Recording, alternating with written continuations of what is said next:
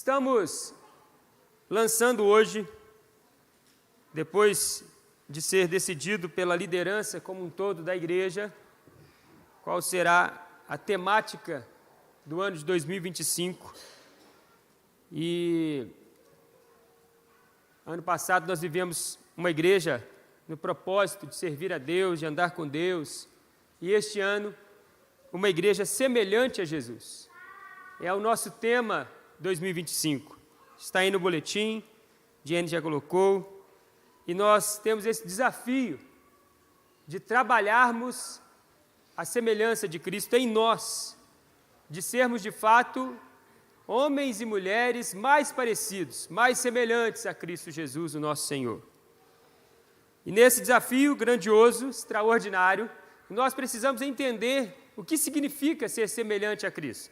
Nós precisamos entender, meus amados irmãos, que, de fato, o Senhor tem nos chamado a exemplificarmos, a sermos como Ele é neste mundo.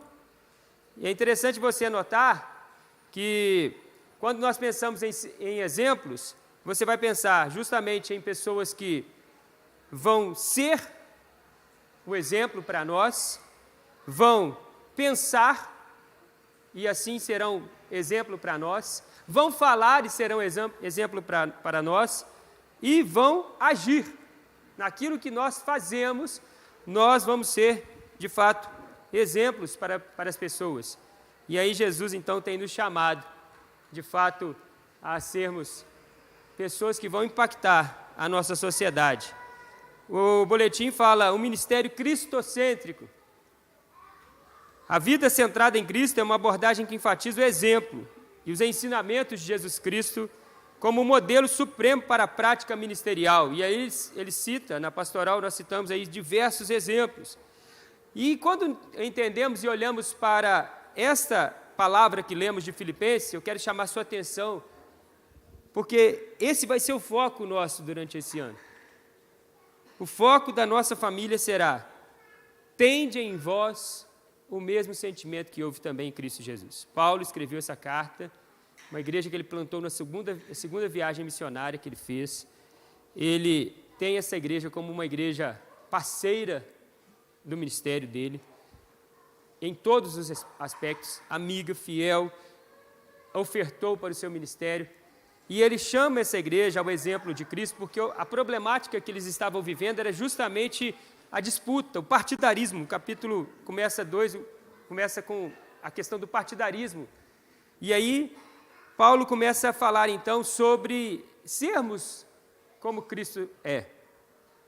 Pois ele, subsistindo em forma de Deus, a si mesmo se humilhou, se esvaziou, não julgando como usurpação ser igual a Deus. Não julgou como usurpação ser igual a Deus. Ele se esvaziou.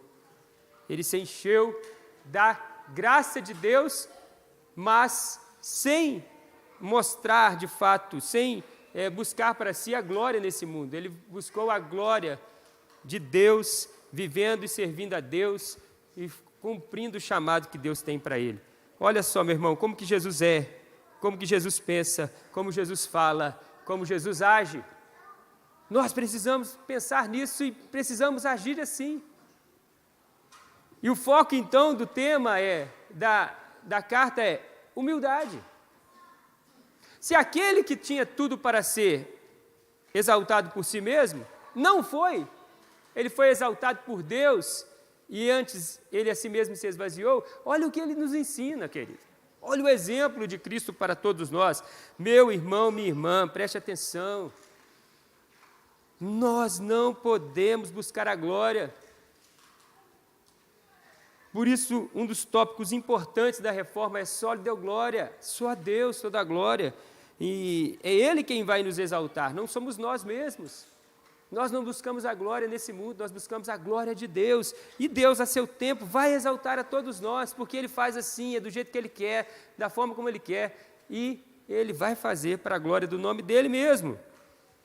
Tornando-se obediente até a morte de cruz, Ele humilhou-se e tornou-se obediente até a morte, e morte de cruz.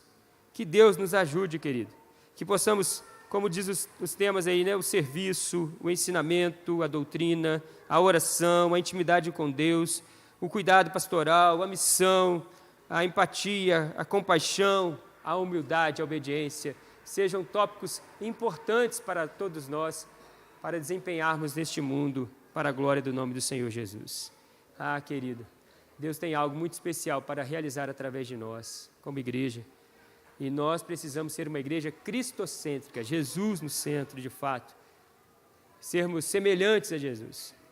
E grandes e extraordinárias coisas vão acontecer através de nós, para a glória dele.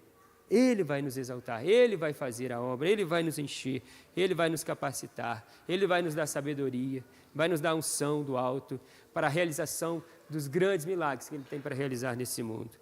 Então, esse é o desafio que Deus deixou para todos nós, uma igreja semelhante a Cristo. Vamos lá? Você está disposto?